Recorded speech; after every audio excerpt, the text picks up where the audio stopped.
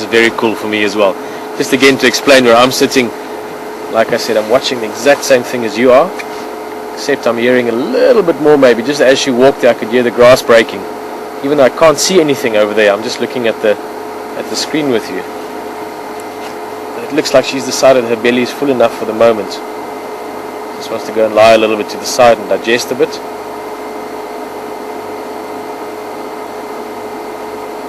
Just coming back to the point I was making earlier. So she does stand a higher chance or a bigger chance of losing the food. Like I said, other hyenas or other predators, mainly hyenas really, would be able to chase her off. But then again, also think of it the other way around. If there were 5 lionesses here, this impala by now would have been finished, and they would have all just had a snack. So at least she does have the benefit of being able to gorge herself. And then if she can protect and hold on to this for the night, if she can finish this whole impala by herself over the next day and a half or so, then she's good to go for at least a week, maybe more even.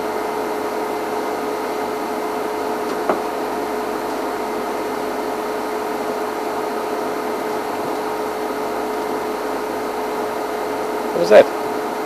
Did you see that? Is it a bat or a bird?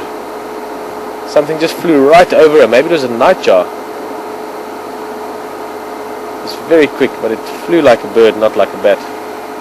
Probably just with her moving around, she's disturbing a couple of insects. And the same as drongos do in daytime, the nightjars will take that opportunity and catch those insects.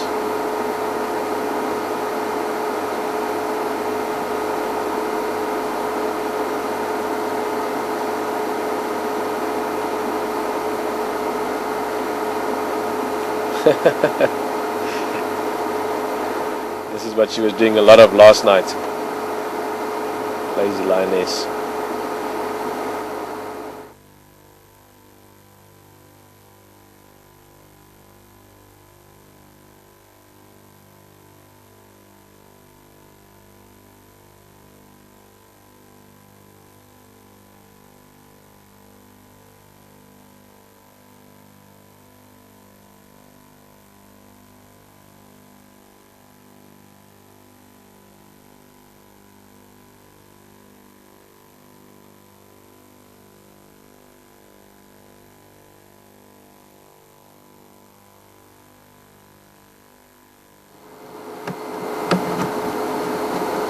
That's good. It seems that the smell of food close by is not going to allow her to lie down for too long. I'm sure she's going to try and get every little bit of meat she can into her stomach.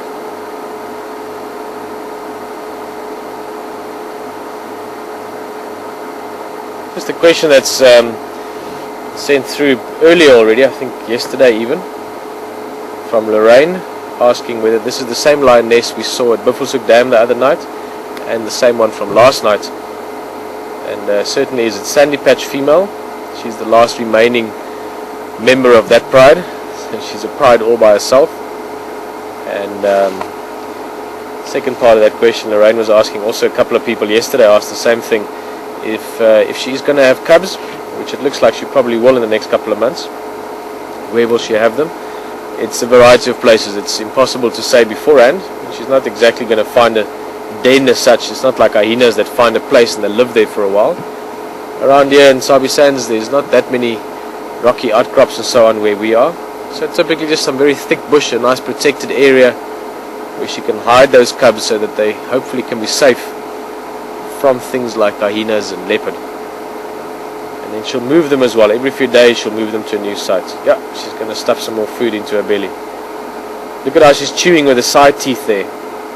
See, when she chews into that tissue, the skin and the meat, she uses their carnassial shears, or carnassial shears, I've also heard it pronounced like that. Basically, the teeth on the side of her jaw, the equivalent of our molars, very, very sharp, like the edges of scissor blades. And that is a very, very crucial part of any carnivore's teeth structure. It also goes for things like dogs or leopard. They wouldn't be able to eat meat if they didn't have those carnassial shears that they can cut through skin and meat with. Otherwise, they can use the canines to grab hold of something, catch it, kill it with whichever means, suffocation being the typical way. And then once they've killed it, they'd be unable to actually get into it. So it's a very important part. There you can see her using those side teeth. Just a reminder as well, I know over the last few days we've had some internet problems and we haven't had that many questions because our internet's been down, but the internet is up. And I do think we'll probably spend some time with this lioness as long as she doesn't sleep the whole time. We'll sit with...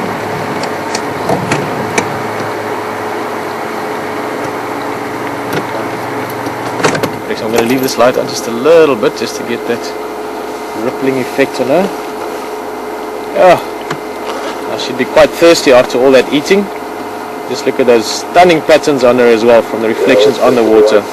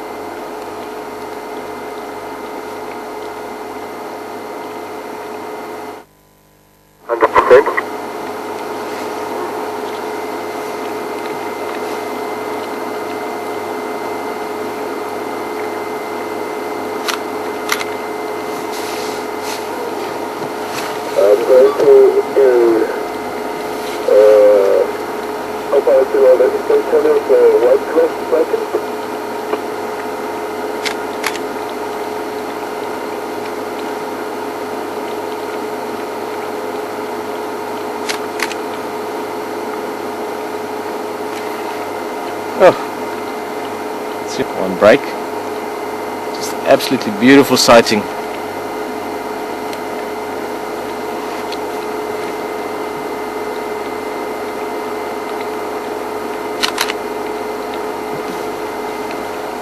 And again, look at how she's using the tongue, the flat surface of that tongue,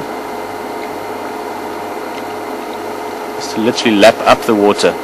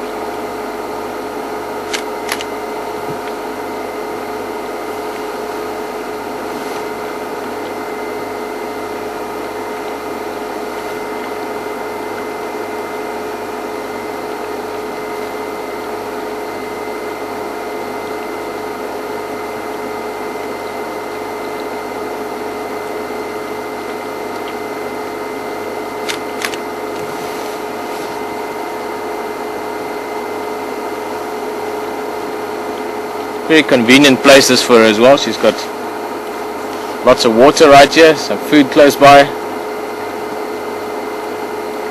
Sometimes if lions make a kill far away from water, at some stage they obviously do get thirsty from the feeding and digestion. And they need to walk quite a long distance to get to water, but in her case, literally is just around the corner. Once again, the atmosphere around us is just amazing. You can hear the lapping sound, you can hear her lapping at the water, you can smell the water as such, quite a few insects around us. Also you can smell a very strong smell of potato bush, something that in winter time especially we smell a lot. It's a little sort of evergreen shrub, it smells just like boiled potatoes.